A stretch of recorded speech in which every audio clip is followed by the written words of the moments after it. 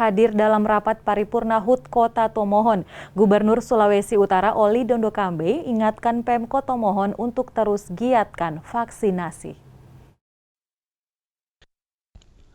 Gubernur Sulawesi Utara Oli Dondokambe menghadiri rapat paripurna DPR Kota Tomohon dalam rangka peringatan HUT ke-19 Kota Tomohon yang diselenggarakan di Aula Edelweiss Sabtu 29 Januari 2022. Gubernur Oli mengapresiasi segala pencapaian prestasi yang telah diraih oleh Kota Tomohon selama 19 tahun berdiri. Namun Gubernur mengatakan untuk tetap prioritaskan vaksin COVID-19. 19 tahun usia Kota Tomohon sudah sangat berubah dari satu kecamatan menjadi pusat kota perdagangan, pendidikan, dan religius. Kota yang religius, kota toleransi. Jadi orang beri penghargaan buat wali kota dan wakil kota dan seluruh masyarakat Tomohon di dalam ulang tahun ke-19 ini.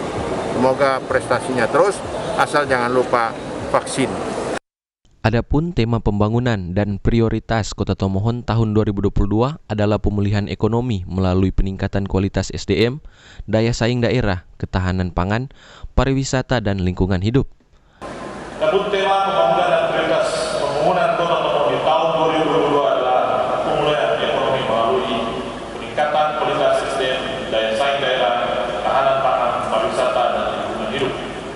Dengan prioritas pembangunan diantaranya meningkatkan SDM yang berkualitas melalui pemerataan pendidikan, kesehatan dan penanganan kesejahteraan sosial, pelayanan publik dan tata kelola pemerintahan yang efektif dan penguatan infrastruktur berkelanjutan.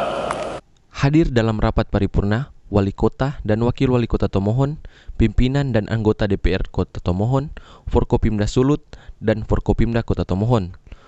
Turut hadir juga Bupati Minasa, Bupati Minsel, dan Bupati Minut. Paul Baole melaporkan untuk Kawan Wa TV.